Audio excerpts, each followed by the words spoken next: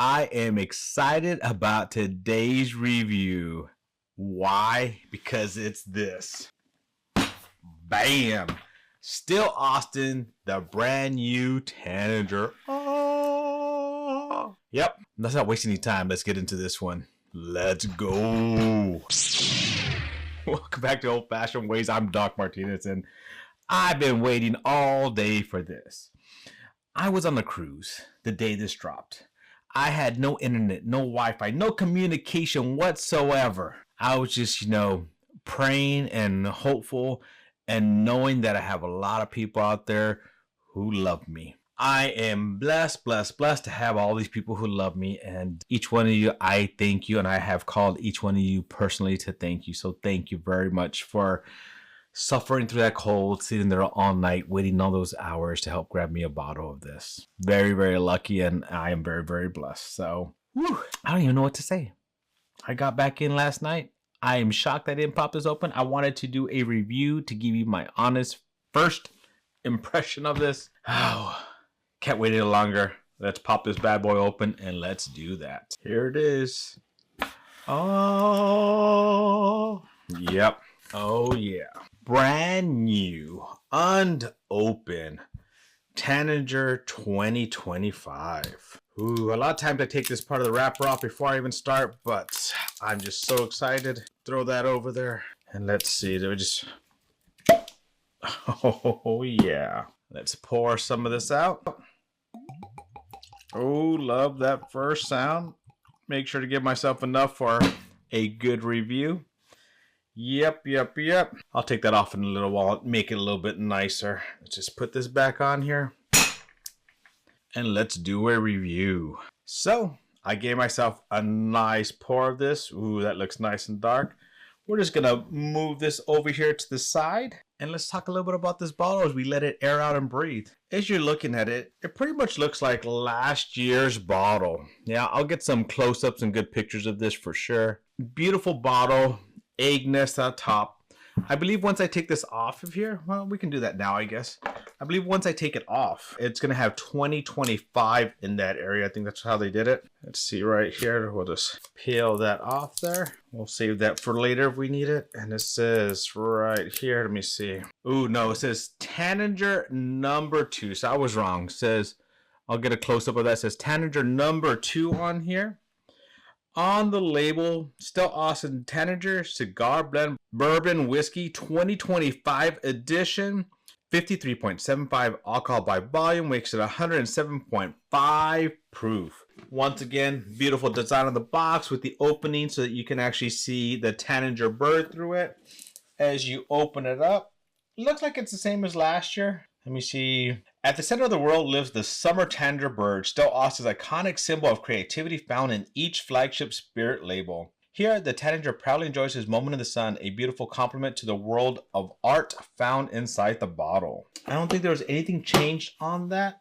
In the back here says, Still Austin Tanager Cigar Blend Bourbon Whiskey. Tanager is a cumulative of Still Austin's Whiskey Company's unique and artistic contributions to craft whiskey.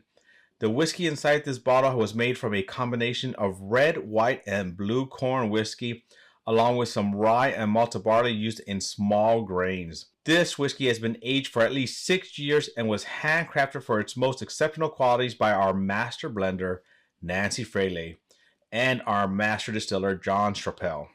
To create a most premium offering to date, Nancy and John combined our finest 6-year-old bourbons with pure Texas water, aged at 50 proof for at least 1 year before adding it to the base whiskey for final proofing.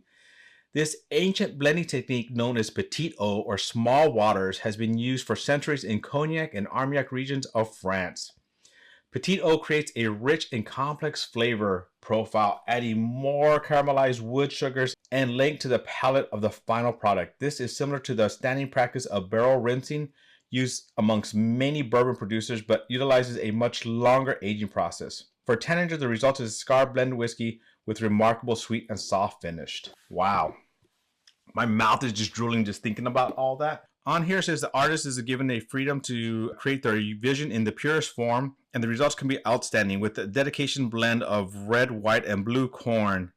Bourbon distilled from 100% Texas grown grains. Tanager is an exception of true creativity Aged for 6 years amidst the turbulent Central Texas climate, this cigar blend bourbon whiskey has been meticulously balanced through an ancient process of slow water reduction and petit eau. The result is a remarkably unique bourbon which combines heritage and the spirit of creativity. So it takes me a little while to read that because look how small that print is. It is small and gold and hard to read, but wow, beautiful bottle, beautiful. And this isn't sitting here. I've actually just been smelling it and it just smells, wow, amazing already. And I haven't even put it near my nose yet, but I'm going to get everything ready for this. Let me get my book set up and everything set up for this so we can, start reviewing this. All right, I got everything set up. And so let's get into this one. Let's just first look at this. And it is darker than I remember last year's. I mean, just looking through that bottle, that is so dark, dark, dark.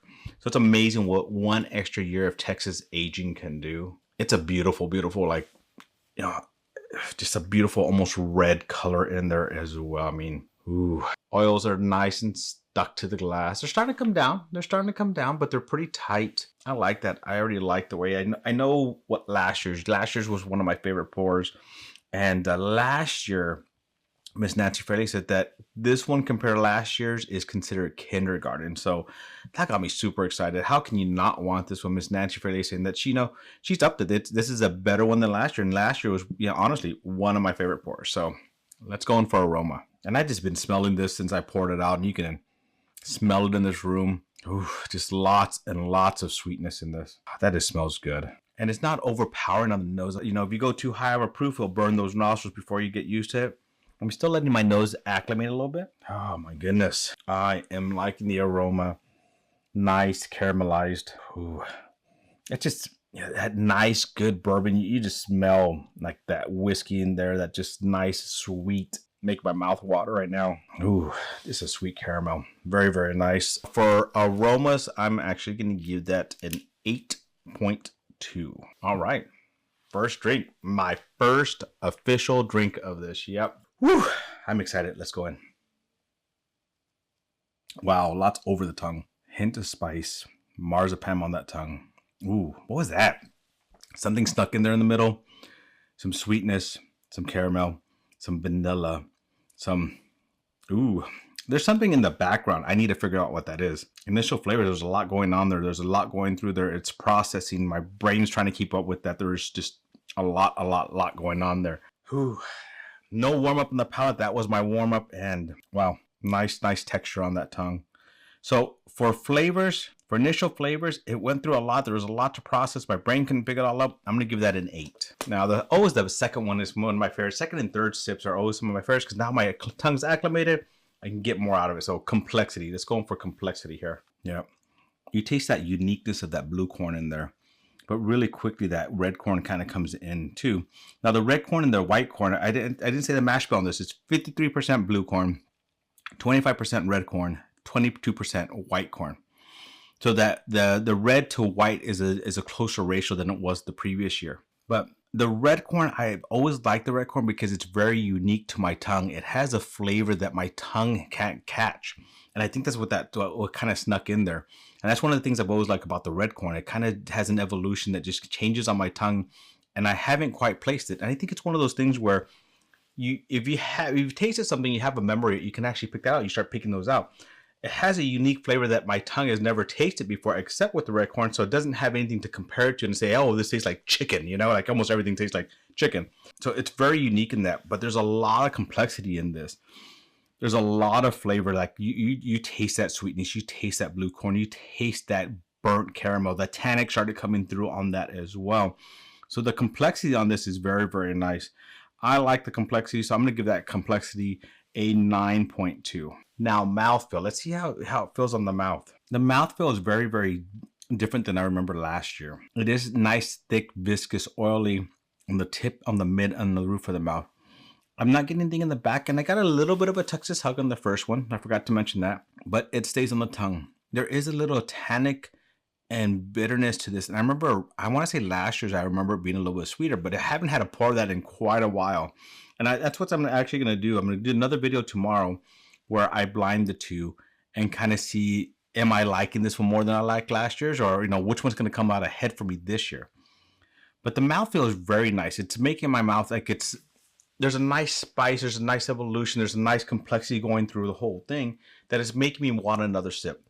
There's a little bit of drying, but not over drying, that my mouth is just, creating a lot of saliva and wanting that next pour. And it's not over drying where I don't want that next pour. So for that mouthfeel, I'm actually going to give that an 8.8 finish. How long does this stay on the tongue and how long does this finish? Let's go for it. Ooh, like on that one, chocolate came through. Like you get all those other flavors in that nice dark chocolate right there in the middle.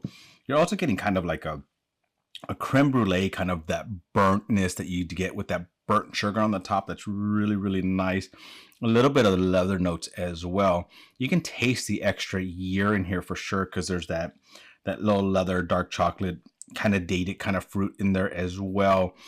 In the beginning, I caught it, I could think on the first one, like a little bit citrus. I didn't mention it because it kind of went through it fast. I figured I'd catch it a little bit more.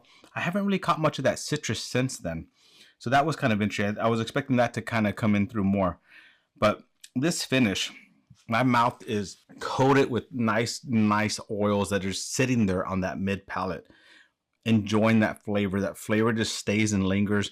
The tannic kind of hits there at the end and kind of just fades away, but then you leave with that nice burnt caramel, kind of marzipan, kind of almost actually it's kind of funny because this is now just, I'm starting to taste this a little bit, is almost like when you leave a chocolate chip cookie in the oven too long, where the bottom kind of gets burnt a little bit, but it's still nice and chewy on the top. So you get that, you still have that sweetness with that little burnt. And sometimes that's just nice to have, Do I want all my cookies burnt? No, but you kind of get that nice sweetness there. So this finish is honestly lasting. It's nice. It's pleasant. It just sits on the mouth and it's very, very nice. So for this mouthfeel, for this finish, I'm going to give that a 9.5. Would I buy again? I love the fact that this bottle was $150 last year and is $150 this year. Now, I don't know what the number, how many bottles came out last year and how many bottles came out this year. I'm kind of curious about that.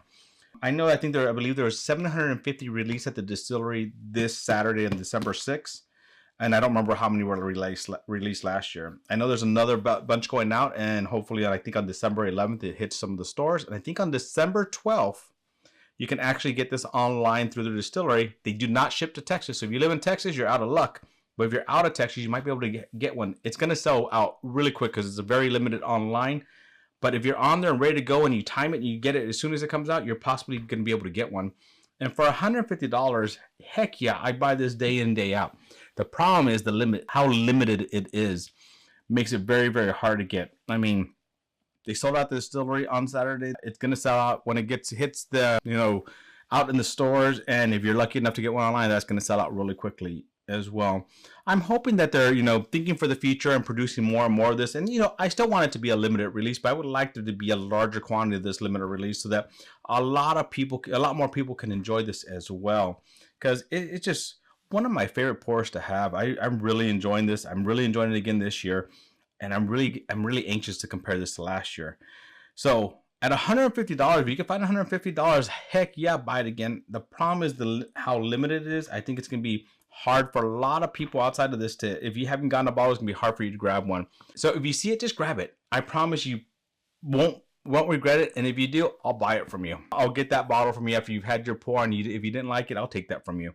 So you got at least a guarantee there from me. I like this. I want to have one on my shelf. I do. I am lucky enough to be blessed to have a backup. So, but yes, I would buy again. The problem is limitations. So I'm actually going to say yes, but I'm going to give that a 7. So I tallied this up. My total score was 50.7 out of 60. I honestly thought I was giving it a higher score. I felt like I scored this higher than some of my other stuff, but I mean, it's honestly a good solid bottle. I'm very curious. I'm going to go back and look what I rated the last year's on this, but definitely I want to do a blind with this. Now, anytime I do a review, I do giveaways, and this is one that you're not going to want to miss. So in the comments below, let me know, have you had Tanager? Did you have last year's? Are you lucky enough to have grabbed a bottle this year's? So also make sure to add hashtag Tanager 2025. Tanager 2025. Yep, hell of a pour. I'm going to enjoy this. This first bottle is going to go by pretty fast. I'm going to give a lot of samples away to share with some friends and family. and also the people that helped me get this. So yep, it's going to go pretty fast. Luckily, I do have, you know, some in the background that will help me keep one on the shelf for a little bit. So wow, thank you. I am excited. I couldn't wait to try this, and it didn't disappoint. So thank you for joining me on another journey down my whiskey rabbit hole. To our next journey, my friends. Cheers.